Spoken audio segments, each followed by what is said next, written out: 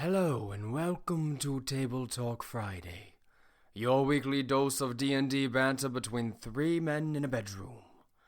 If you like their style, make sure to follow them on whichever podcast service you prefer. And come back every Friday for another upload. Now, back to the boys. I don't like yucky. It's such a weird word. It's the perfect word. Yucky? Yeah, it's a weird word. It's like the word yummy. It's like the it's the opposite of yummy. It is the opposite of yummy. I feel like yummy's better somehow. No, like yummy is cringy. Like if you say yummy, I'm like, why did you say that? I mean, but if you yummy, yeah, exactly. I hate that. And Ew, that's yucky. Yeah, exactly. They're the same concept. If you say yucky or yummy, I'm thinking, who the hell are you? But do you watch Yo Gabba Gabba? Yo Gabba. All right. Well, but what about yum or yuck? No, yuck and yum are fine. Like no. Yum. See, no, I don't even like yum by itself either. But yuck is fine. No one says yuck. I say mega yuck all the time. Or gross, right? But I would say, oh, yum, that's good. Well, what about yum yum?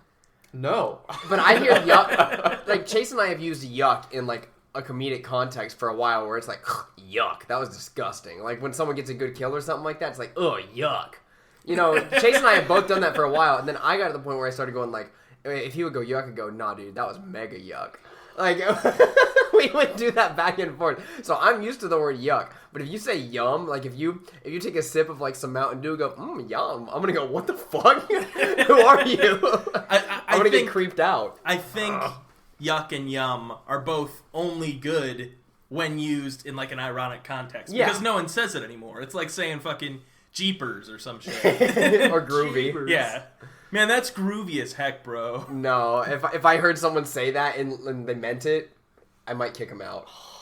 You see, my preferred gross word is grody. That's grody, bro. I mean, that's a 2000 slang. Yeah, thing. exactly. But, you know, it's the same context, but it sounds a lot better than yuck. Yeah.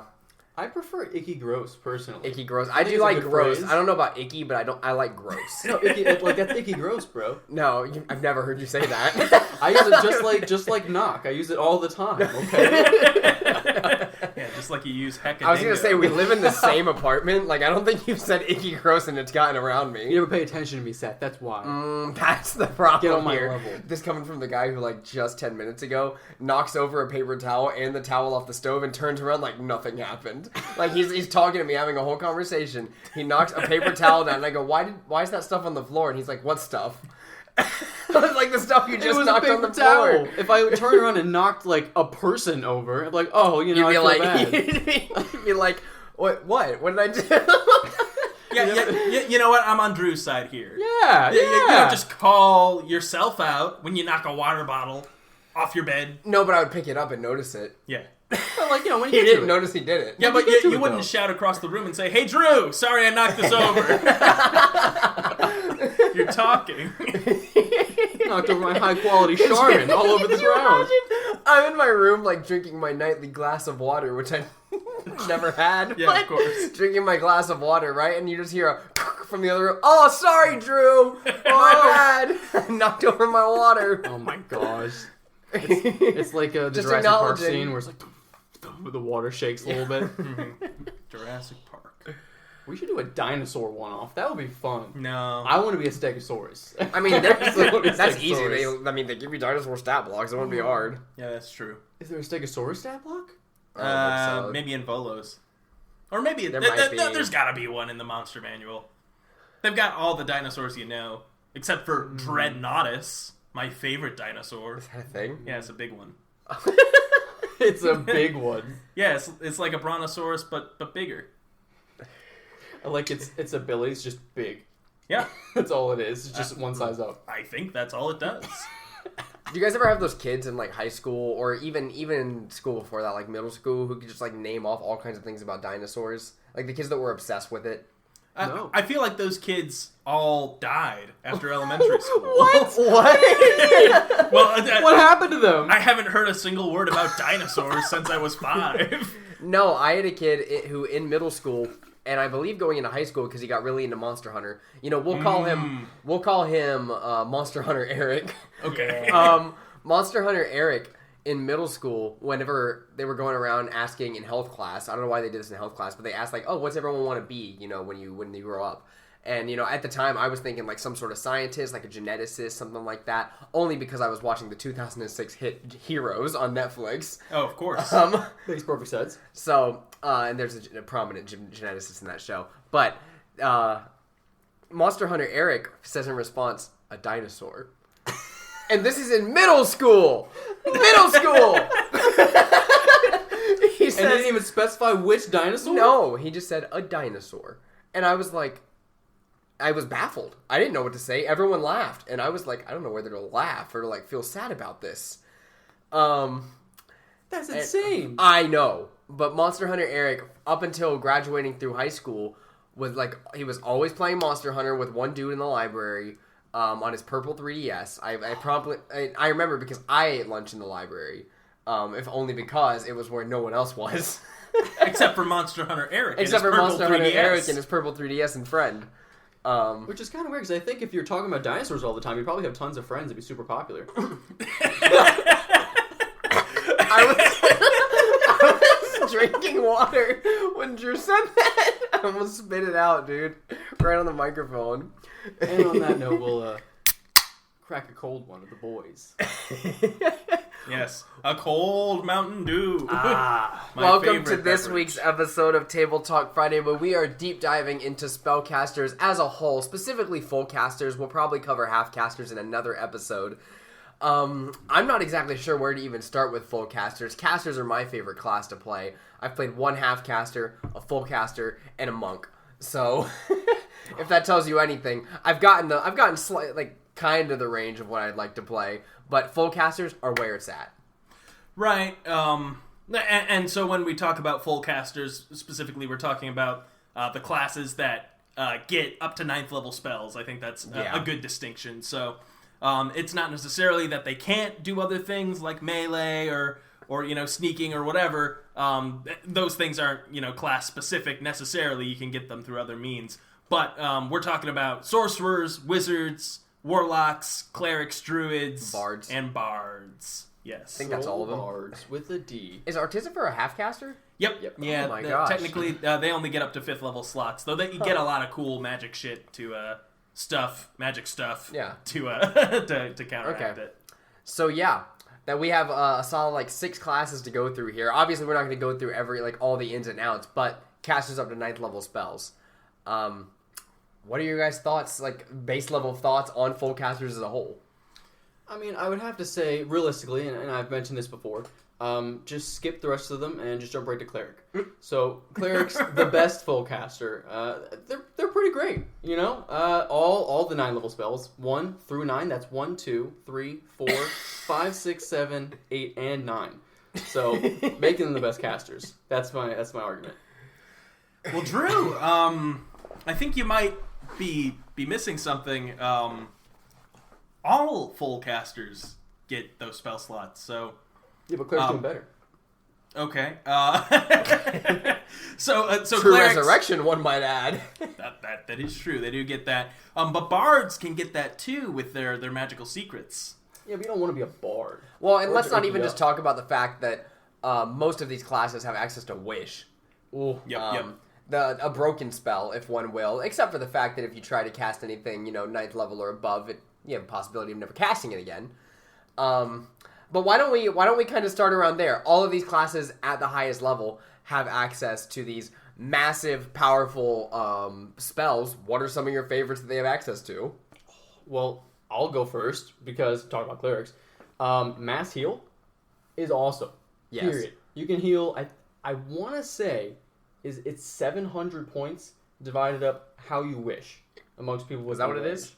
I don't know. I haven't read Mass Heal. Could be wrong. But it's an insane amount of hit points to everybody around you. Yeah, so I've never gotten to play 17th level cleric. Well, get on my level. So when you cast this spell, it basically resets your team. And then you're good to go for a whole other fight. So midway boss battle. It's the team's mythic action. Yeah. Yeah, pretty much. Oh, would you like the long rest? I would like to cast long rests now. And everyone heals up. And they're good to go. True. It's super cool. A feature that's prominent in a lot of full casters, specifically with classes like bards, wizards, and sorcerers, you don't have the most hit points most of the time as a full caster. That's one thing I wanted to mention, is that you have to find ways around survivability being one of these. Whether it's the Blade Singer and getting like a 23 AC because you can just bump it up based on your dexterity and stuff as well, or it's being a bard and wielding a shield and rapier at the same time just to get your AC up a little bit more, or having spells like Mirror Image to keep yourself safe in combat. Or just cast Cure Wounds. Yeah, that's true. I mean, that's true, but that causes your whole action, then it's gone, a whole spell slot. Well, just mass heal. Well, but as a cleric, you already get access to. I mean, most get access to heavy armor, right. so you're well fortified there. Couldn't have said it better myself. But I would say that is the most baseline trade off you get between. All right, I want to be a martial class like a fighter or a paladin versus a spellcaster or a full caster is those hit points and that AC. But there are a lot of spells to counteract that. So that's. A consideration. I'd say the reason that I sort of wanted to talk about spellcasters was we in our current campaign are currently doing a side arc where our wizard and our sorcerer are going back to magic school, and so we're making spellcasting characters, and I found personally so I'm not the wizard or the sorcerer, so I have to make a new character essentially, and there's just a lot of options for spellcasters, especially so I finally landed on warlock. I've never played one before, but haven't seen it much either. I'll say we're also higher level, so we get access to a lot of cool tools and tricks that we can do at 11th level specifically.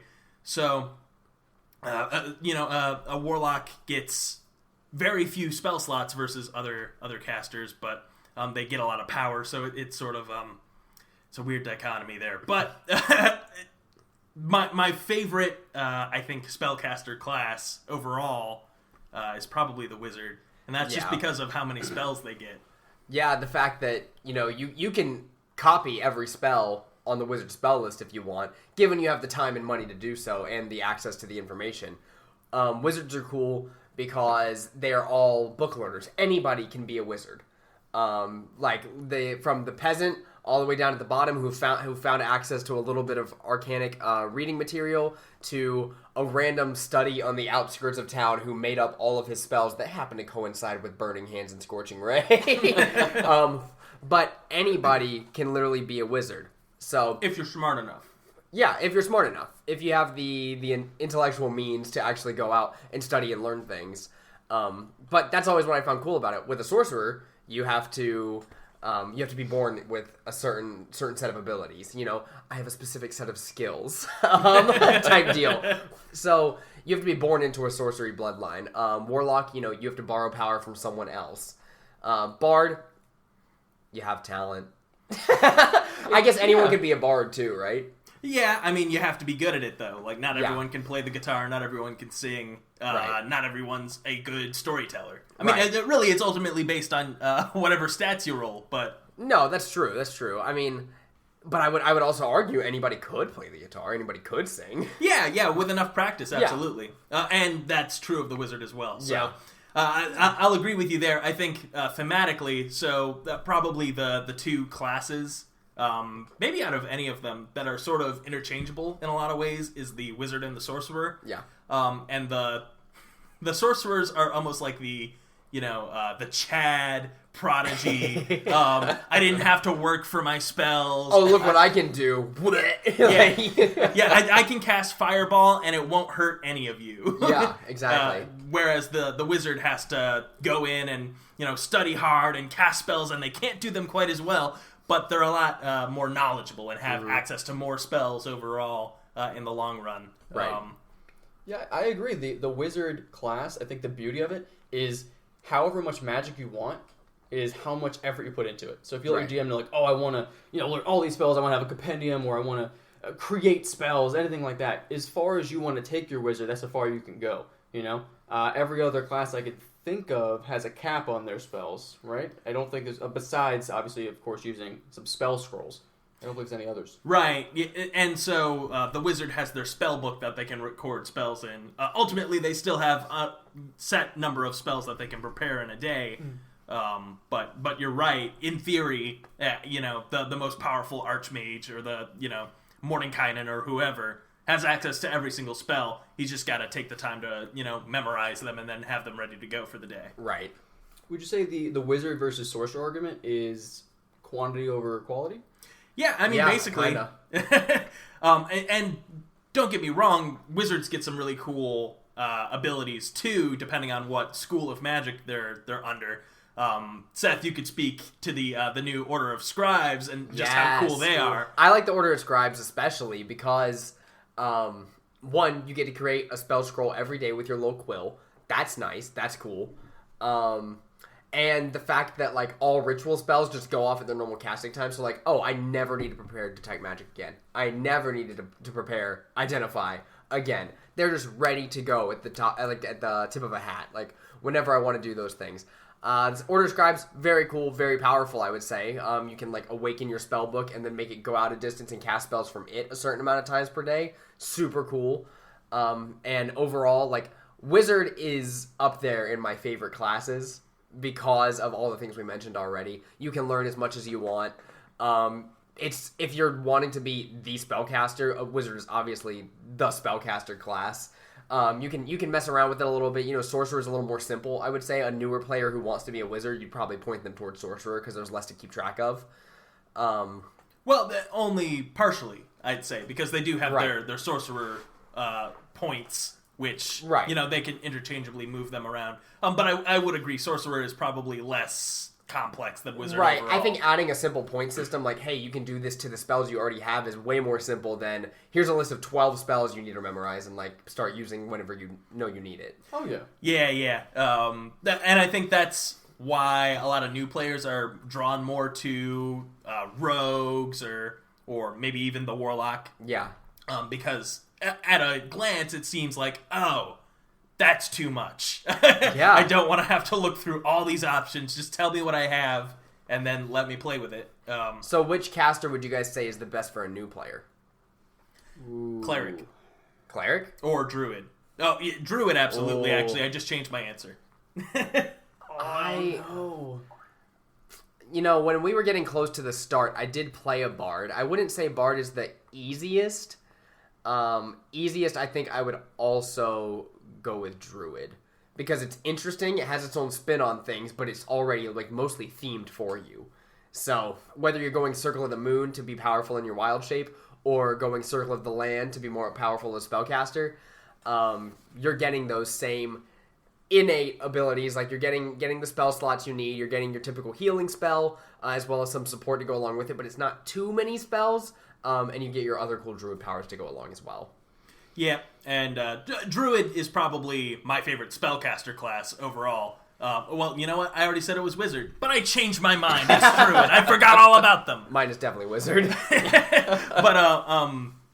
But yeah, absolutely. They have those just baseline options, especially for a new player getting into it. You only have so many spells. A lot of the earlier Druid spells are obviously themed towards cure wounds you use to heal your party.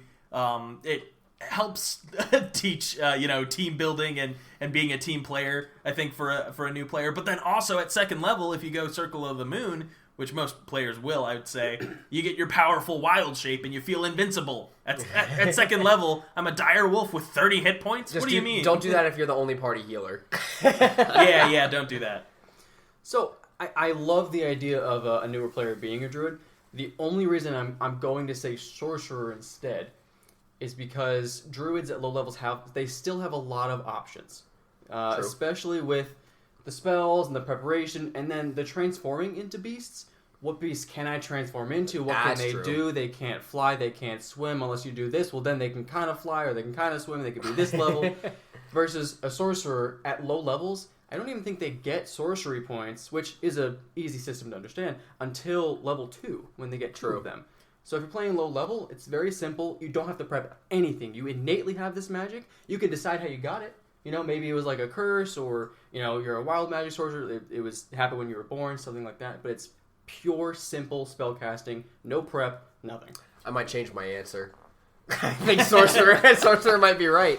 But we didn't talk about Bard, which, just to be clear, is also very simple, especially at low level. Your first level, they get their Bardic Inspiration, which is a bonus action. It teaches you about bonus actions, by the way, which not every class does. Something that is fun about Bard is you can do melee attack pretty well and do casting it pretty well as well. So, like, you're kind of a jack of all trades. I was about to say master of none. Well, you're that too. No, you're kind of a jack of all trades, which is very nice for a bard, but also, you know, you're not dealing nearly the amount of damage that your fighter's dealing, and also you're not casting nearly as cool of spells as the wizard is casting. Right. But Fairy Fire. Yeah. Oh, yeah, they get Fairy Fire, Thunder Wave, they get Ice Knife. They probably Shatter, I think. Shatter, absolutely. Oh, Shatter's good. But, I wouldn't say Bard is the most accessible one, but I'd say it's right under Druid and Sorcerer. Just because Bard does have some things going along with it, but it's kind of like telling a player, especially at the beginning, oh, you don't know what you want to be yet? Well, then play Bard. Right. And Bards are they're kind of good at everything, but I mean, I don't mean to shit on Bards. This isn't the shit on Bards episode.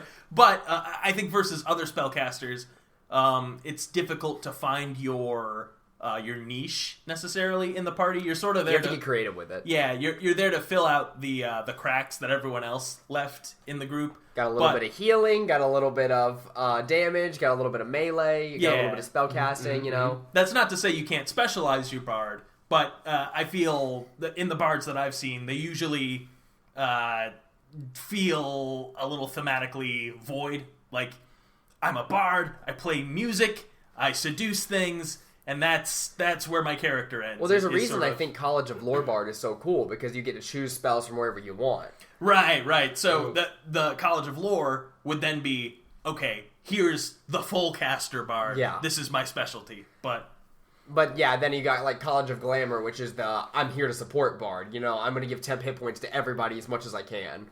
Right. Would you say that the Lore Bard then is the caster that is second most accessible to all spells, right next to the wizard?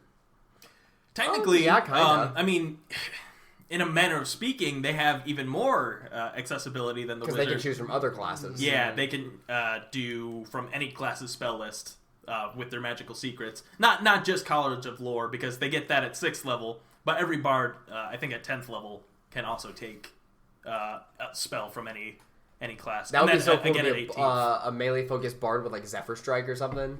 Yeah. Oh, yeah, that's really cool. Nah, that's definitely... If I were to play a bard, I'd say, all right, those 5th level paladin spells, those 5th level ranger spells that no one's ever going to get to cast. Swift Quiver? Yeah, Swift Quiver, friggin' Steel Wind Strike, yeah, friggin' Destructive Wave. I want to see you play that character now. That sounds cool.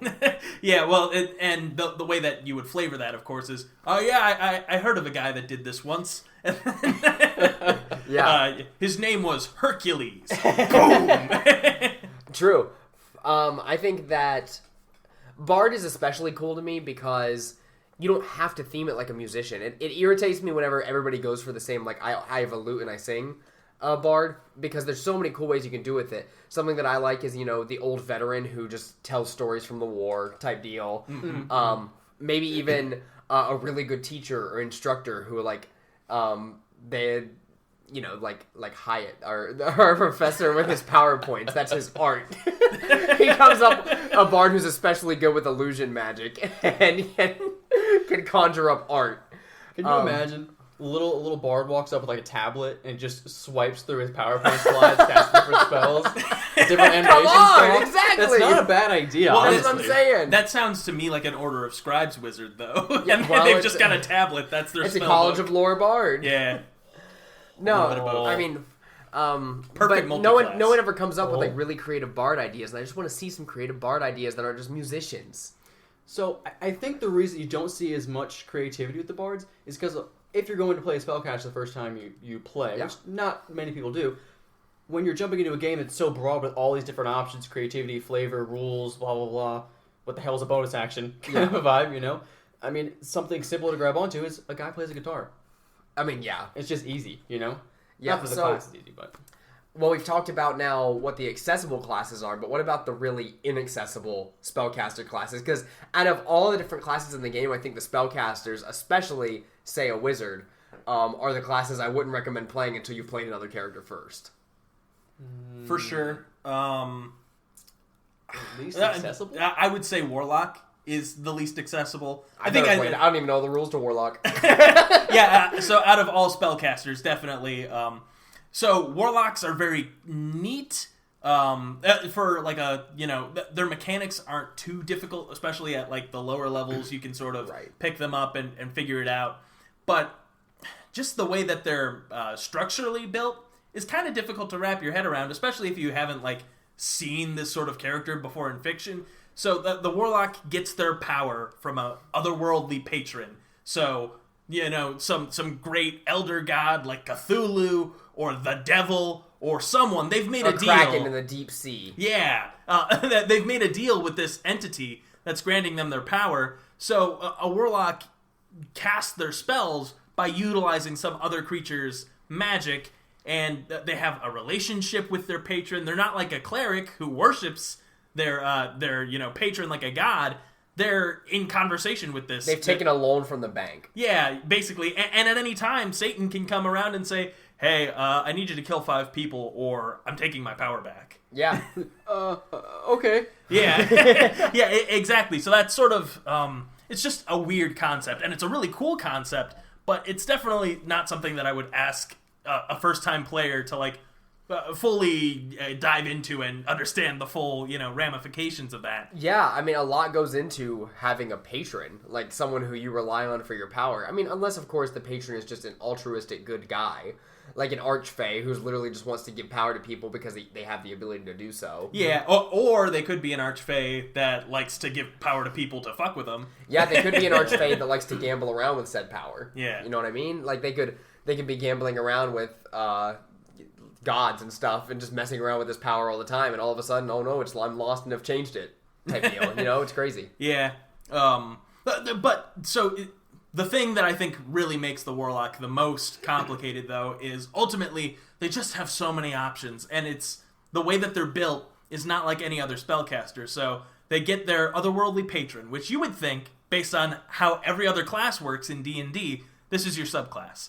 But then you get your Eldritch Invocations, which additionally are very customizable. There's so many options to pick from, and they're not like spells. Some of them let you cast spells, but they're all worded very specifically. It's like a smorgasbord of just class features that you can get, and plenty of them are fantastic and great, and it gives you so much customizability, but you get this at second level. So ultimately, there's a lot of just thought that has to go into creating a warlock. And then at third level, you get another feature. You get your pact, which you can choose from 4 options. There's the Pact of the Chain, friggin' Pact of the Blade, book, the Tome, Pact of the Tome. And then I was thinking book too, and I was like, why can't I think of this word? and they added the Pact of the Talisman too in Tasha's. So you get all that. And every time you level up after a certain point, you can get more invocations, and meanwhile you're still a spellcaster who gets to pick spells. And you think, oh, it's a spellcaster, okay, it works like other spellcasters, but no, it doesn't. so the spells that you cast, you get your pact magic, which is different than other spell slots. We haven't talked about how other spell slots work, but if you made it this far, then I think you get it.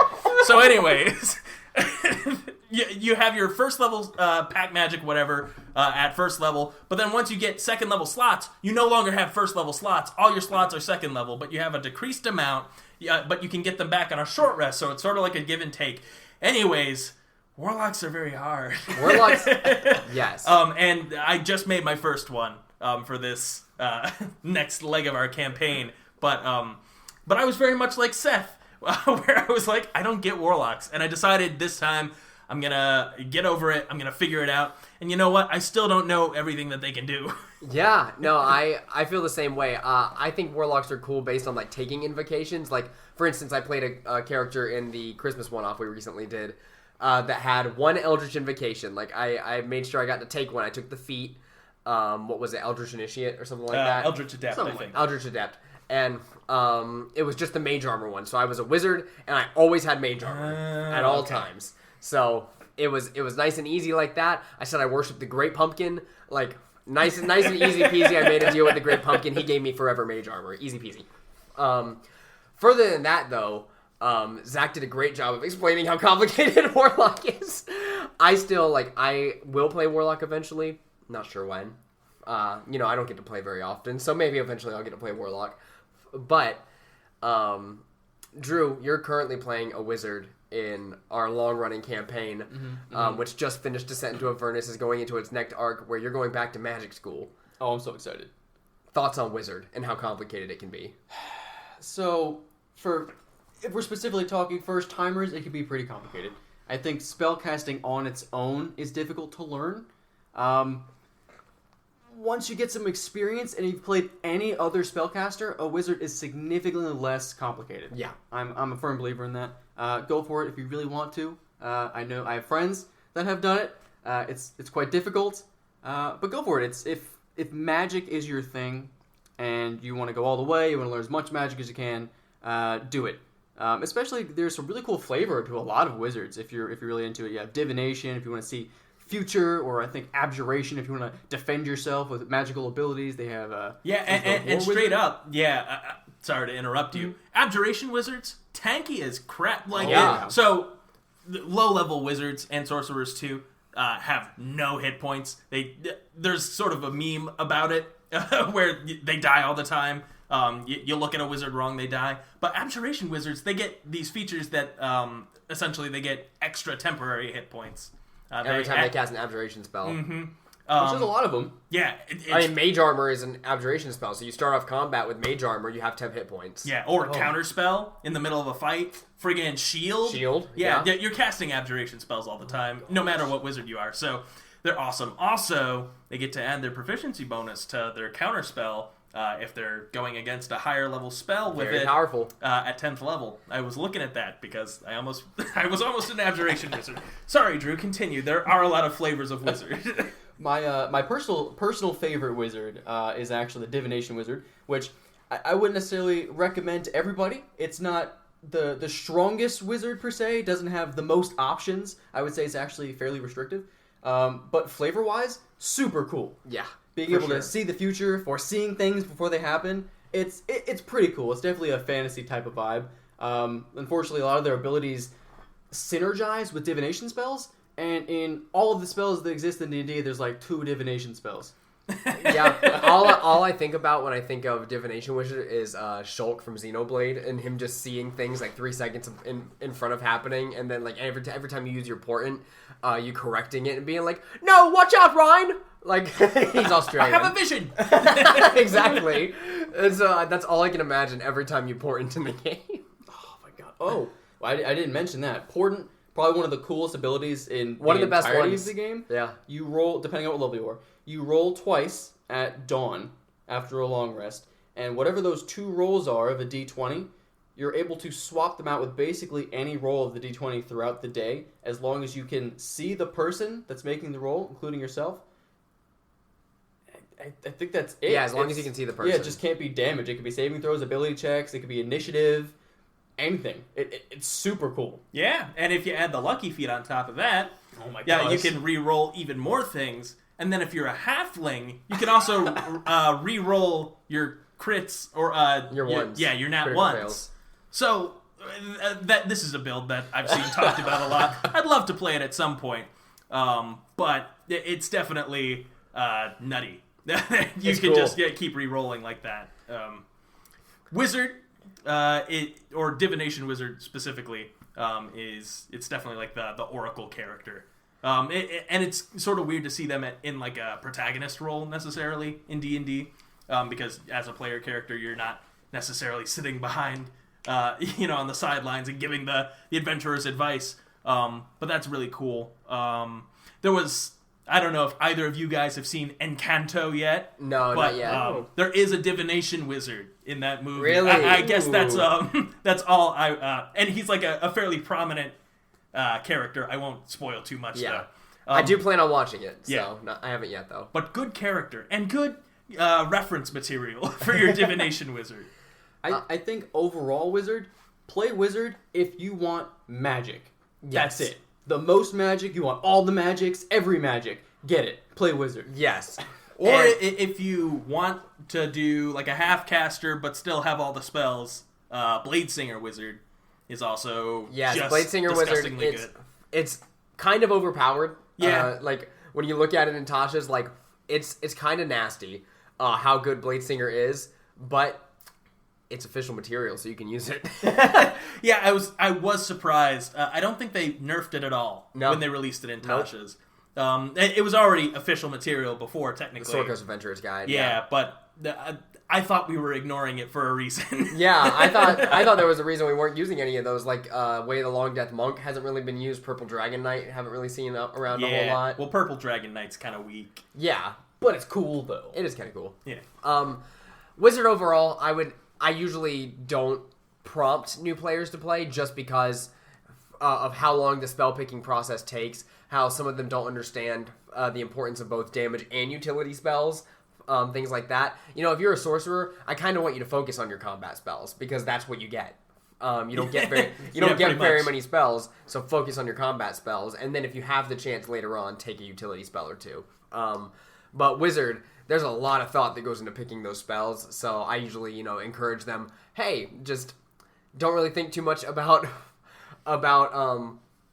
this. Go with like a sorcerer or something to start out, and then if you really like casting and you want to go all in caster, play a wizard as your second character. It's usually what I would recommend. I have allowed players to play wizard for their first time before, and lo and behold, he forgot a whole lot of stuff. But understandably. Yeah, understandably, and it's also in his personality. Broccoli Eric, I'm talking to you. Yeah, of course, Broccoli Eric. Nothing like, I can't even think, Pursuing Eric? Have we talked about him before? Pursuing Eric? Yeah, I'll tell you about him later. Snagglepuss, of course, his first character was a wizard. Right. And he actually gelled with wizard more than any other character. Yeah, I get Pursuing Eric now. You had to be there. But I think it just works that way for some people, depending on... because wizard, with the spell slots and counting down, okay, well, I've only got so many, blah, blah, blah. I mean, we also used the abjuration part completely wrong when he was an abjuration wizard, where we gave him way too many temporary hit points. Yeah, I'm going to blame Lanky Eric for that one. You're the DM. You're supposed to tell us if you can do that or not. Well, and allowing the monk to have mage armor. Yeah. All the time. Yeah. Can I cast this on the monk? Oh, yeah, just 3 extra AC at all times. The monk has 20 AC in every combat. Mm-hmm. Yeah, that's how it works. Yeah. But last but not least, the only class we haven't delved into especially is Cleric. This is the most healery full caster you can get. Drew, it's your favorite class. I'll let you gush about it, but take it seriously. All right. So, in all seriousness, I do think the Cleric class is very, very cool. There's a lot of options. I think next to... Oh, goodness, I can't think... Honestly, I don't think of anything that compares. The amount of subclasses that you can have as a Cleric is insane. So if you want any specific flavor, if you want your character to worship a god, not worship a god, be spiritual, not be spiritual, or anything in between, including being Thor or some guy that works in a forge and can make cool hammers. They do have some of the coolest subclasses, I will say. And on top of that, they're just great support characters, specifically with their healing. We were joking before about 9th level spells. Mass heal, crazy. 6th level heal, just 70 hit points on top of anything that's going on. It's crazy. So seriously good spells, great subclasses. You can flavor them just about any way you want. I think they're similar to bards, in which case you can kind of narrow them down to whatever niche you might want. They have a D8 hit die? I want to. They do. Okay. Yep. Yeah, I think it is. I think it is a D8. Yep. Divine Intervention, very cool ability. It doesn't get used a whole lot because the restrictions on it going off are relatively high. But basically, you roll a D100, and if you roll lower than your level, something happens. Basically, Yeah. You wish for something essentially, and it could potentially happen. Which means most of the time you need a 0 or 1 in the tens die. Yeah, it's not super likely it happens, but when it happens, it's super cool. Yeah. It's the coolest thing. It's you basically pray.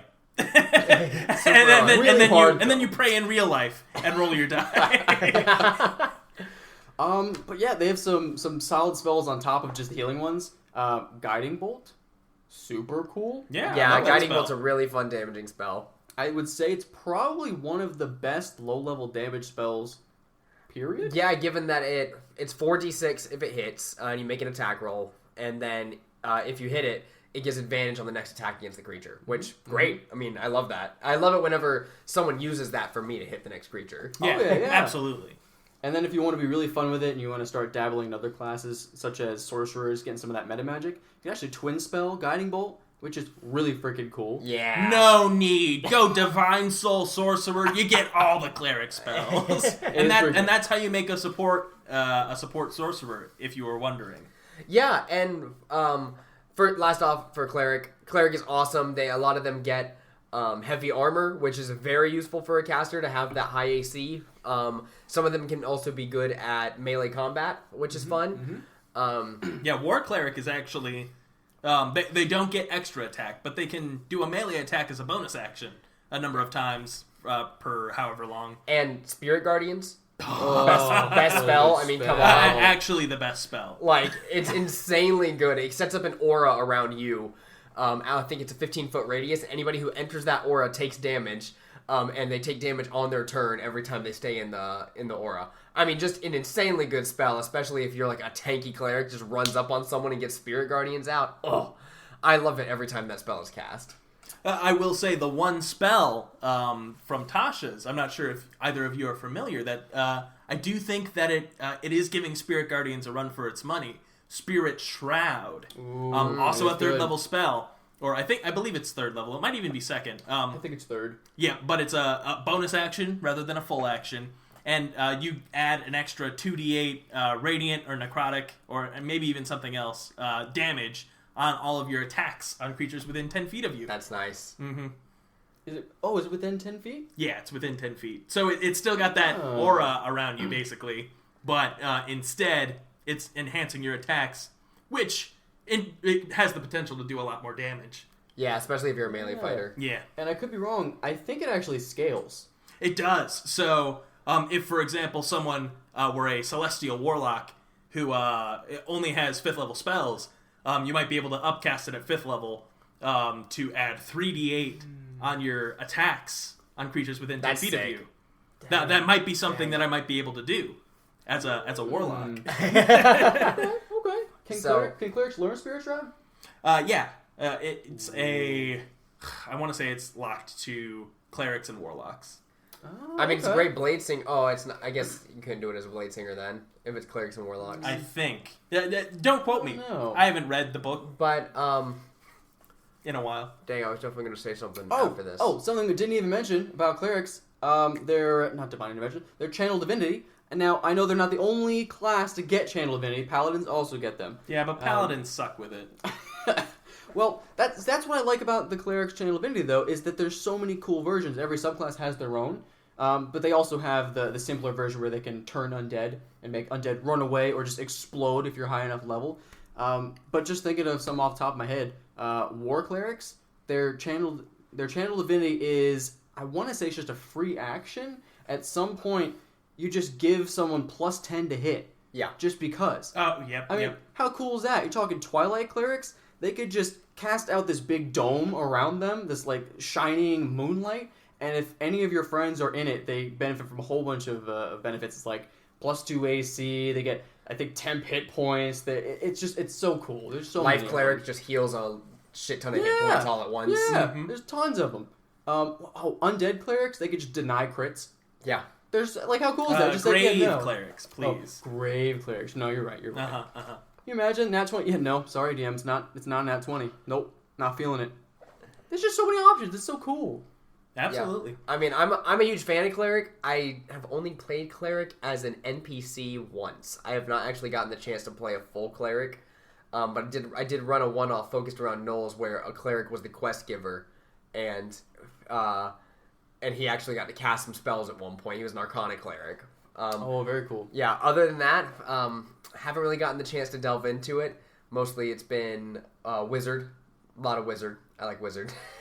Yeah, come to think of it, I don't play a lot of full casters. No. I don't think I've ever played Cleric either, actually. I did once for your one-off, where we were guarding the door. Oh, yeah, But I didn't do anything Cleric-like in that whole session. You were very much a Paladin-style Cleric. Yeah, well, I even took a couple levels of Fighter, I think. Yeah. Okay. I think you were a Forge Cleric, no? Yeah, I was. Oh, yeah. That was really cool. Yeah. I would have played that character more. But yeah, I was on my dwarf kick. I really wanted to play a dwarf character, and now I'm dwarfed out. No more dwarfs for me. Well, you're going to be playing a dwarf for like another year at least. So. Yeah. Unless he dies. I kill him in his short story. Oh, man. So, I don't know how many more thoughts you guys have about spellcasters, but there's one thing that I just need to ask you. Are you a arcane focus kind of guy, or like a component pouch kind of guy? All right. I'm more of an arcane focus kind of guy. One, makes everything simpler. Yes. Any spells that require a component, I don't need the component because I don't have it. To sort of explain, when you cast your spells, you can either use an arcane focus, which would be like a magic wand that all your spells come out of, or you can be a component caster, which is sort of more like a witch. You'd see brewing a potion in her cauldron or whatever. You take things and make magic out of them. Yeah, so like say if you were going to cast a firebolt, you could pull out a small twig, set it on fire, and then blow onto it and send that firebolt flying forward, something like that. I'll let Drew explain that in a second because he's playing a component caster right now. I have played many casters, and they've always been arcane focuses. Whether it's a wand or a staff or a circlet, I always like to have an arcane focus. My favorite one that I'm going to go into was I made a crossbow wielder named Valakas, and his arcane focus was a gem on the inside of his crossbow. He had a little switch with a compartment on it where a little gem popped out because at the time, magic was illegal in the place we were at. So he had to conceal it inside of his crossbow. Like, oh no, I'm just a sellsword. I'm just a mercenary. I use my crossbow. I don't use magic, I swear. And then whenever it got down to doing its job, he would flip open the switch. The arcane focus would come out, and he would use it for the job. That was like one of my favorite because I would cast Scorching Ray from this crossbow and fire it like a laser. So much fun. But Drew, I'll let you get into why you like component casting as pipe. So segueing into that, I too like the focus. I think the focus is very cool for the purposes of you have something slightly cooler than other people have, like a cool staff with a gem, or like a circlet, or an orb that you use to like tell fortunes and stuff like that. It's very cool, very flavorful, and I think it's easy to use in a cool way. Component casters also very, very cool, right? There's a lot they could do flavor-wise with all of their little components that they pull out of their pouch. So, for example, if they were to cast Fireball, they pull out, I think it's bat poop and some sulfur, they mix it together, and they get Fireball, right? So they're actually making their spells. Currently playing one now. I love it. It's very flavorful. Do I work 100 times harder than someone with a focus? I think so. How easy was it for you to cast Find Familiar? I've been trying to cast Find Familiar for at least 10 sessions now. Have you cast Find Familiar? No, because I need a brass brazier, and I can't find one. Oh, right. And, yeah, it's got to be like worth 10 gold or something like that. It's like 50 gold. Yeah, you guys were in hell for the longest time. Yeah. He's never been able to find one. In hell, he couldn't find a brass brazier. No, the locations you guys went to, you think there was just a brass brazier sitting around? The Unseen Citadel, whatever it's called. Bleeding Citadel. Bleeding Citadel. That place was a giant building with one massive room. And a brass brazier. Nope. And a sword in the center. Yeah, a little brass brazier to keep it warm. Nope. The amount of times I talked to Seth before the session started is like, hey, is there going to be a brass brazier anywhere around? Like maybe near like a ruin or something? Can you put one there? you passed up one time you could have had one. Yeah, but I was having daddy issues that session, and there was things going on, okay? Yeah, you know what? That is your fault. My character was too emotionally upset and needed to glue himself in the room, okay? So he sat in there for a little while, he thought about his life, and he's better now, but he doesn't have a Find Familiar. Yeah. He couldn't have even asked, like Oswin, or like, hey, I'm having a hard time talking to my dad right now, but like, Varys, could you go steal one? I'm sure you could find it. You know, I've actually thought about asking Oswin, the artificer in the group, to just make one. Oh, I was thinking maybe we just kind of get Stein and put him like in a fetal position. He's probably worth at least 50 gold. No, he turns his platter upside down. That's like a brazier. You put some, I'd count it. Yeah. It's too late now. But, It's no, too no, late. but this is a prime example. You have to think about these things as a component caster, okay? True. You got to find out everything you need for your spells. You got to know. You got to know what. Not even just the material components. We got to know, are they somatic? Are they verbal? What do you need for all these things? Oh, is the silence spell off? Can you cast any of these spells? I don't know. It's a lot, but it can be really fun. I will never do it again, but I've enjoyed it. Well, you see, I think that everything that you're talking about right now is why component casting is a lot more fun. There are specific rules for spell casting that we don't always adhere to at our table, I think. But when you think about a component caster, it gives you as the player so much freedom to say, okay, how exactly do I cast this spell? It's how the do same I thing. learn this spell? Yeah, and it's the same thing that I love about artificers, where it's like, I'm not casting it through a wand, so how does it happen? Like, what are the movements that I do? What all do I need to cast this spell? And I think even as a DM, I'd be a little more lax and say, okay, well, if you want this to be the component for this spell, if it doesn't have a gold value, then go for it. Or if you want to adhere to it, that's great too. How are you going to find these components is also a very cool way to look at it. But component casting just makes it a much more interesting question and a much more interesting task to cast magic. Mm-hmm. When you've got an arcane focus that everything can come out of, or like a holy symbol, it basically says, okay, all these questions about how magic happens, they don't matter. Through my wand. Now, I just came up with, I was thinking about it for like the past 5 minutes, the prime example of why a component caster is cooler and why I will never do it. So, for one example, as an arcane focus requires none of these things. You can just have like a ring with the gem on it. Boom. Arcane focus, done. I'm going to focus my spells through my ring. I flavor it, firebolt comes out through the ring and I punch it and it fires 120 feet in the distance. Easy peasy. Pretty cool. Now what the component caster version of this is, right? You have a power glove on. Now a full-on power glove with switches and buttons along the side, to which tubes are running all the way up your arm and down your back into your backpack.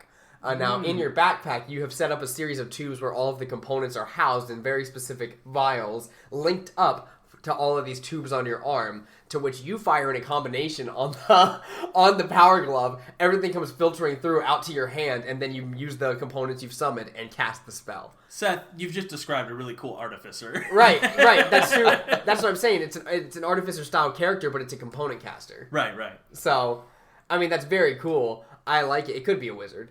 It could be any caster, I guess, as a component caster. But, I don't know, just a very cool idea of how someone would go and cast their spells. Like, I punch in 017 on my power glove, and then it summons out those specific spots in there, putting all the components together, and then all of a sudden I'm casting the spell. Yeah, it gives me essence of sulfur, essence of bat guano. Yeah.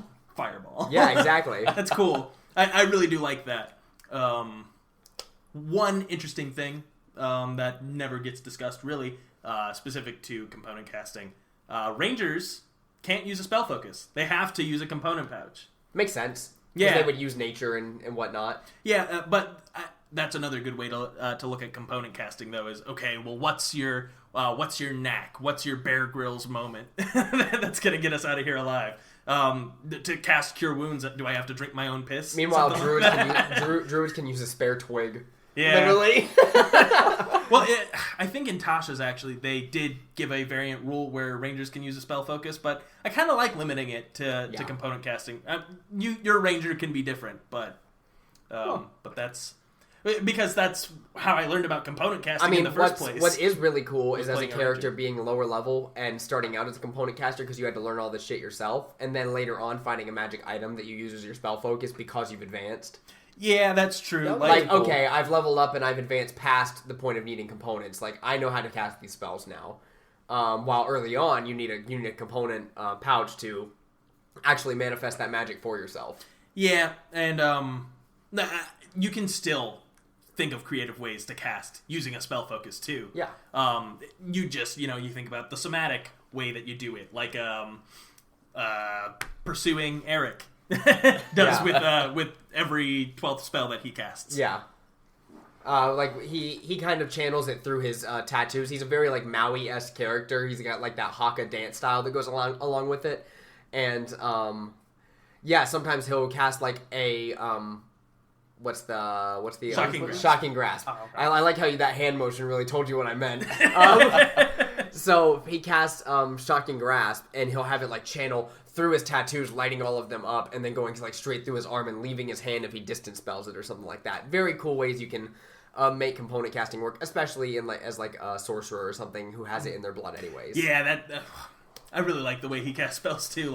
He'll do mage armor, he'll like beat his chest, and then his tattoos light up like a blue color because he's a storm sorcerer. Oh, super cool. Cool character. I think overall component casters, we just beat on them a whole lot. They are really cool guys. Yeah, I'd say they're even cooler than arcane focus casters. But I think depending on how you play it, definitely. But I like the simplicity of having an arcane focus. Yeah, and I can make my arcane focus pretty cool. Yeah, there's nothing that says you can't make a +2 component pouch though. True. Ooh. What would that even look like? You know what? Now I'm thinking of a cool magic. It's like a bag of holding, right? But it's got components in it, and it's specific to it's like a bag of tricks. Like you'll whatever component you need, it's just in the bag. Like you think about, I need this to cast a spell. Here it is. That'd be so cool. That'd be a great way to reward. Maybe even like up to a certain gold value you can pull out. So like, I really need to cast Revivify. Well, here's a 300 gold diamond. Don't spend it all in one place. I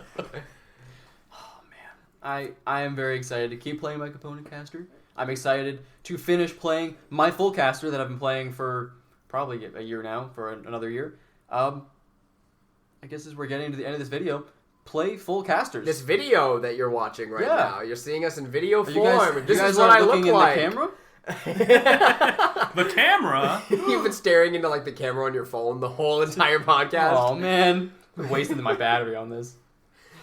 Anyways, thank you guys so much for listening to this episode of Table Talk Friday. If you liked what you heard, leave us a review on Apple Podcasts. They also have a review function on Spotify now, so you can click the like button or something like that. There's like a heart there. It's pretty cool. Email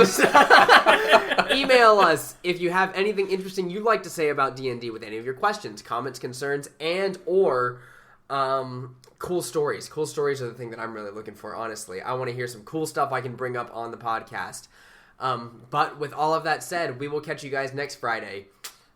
Spellcaster, take us out. Caster? I hardly know her. Hello, thank you for listening to Table Talk Friday. For more adventures, check us out at your favorite podcast service. If you have any questions about our travels, you can please send us a sending spell at tabletalkfriday@gmail.com. And otherwise, feel free to stop by next Friday for our next episode. And I hope you have a nice rest of your day.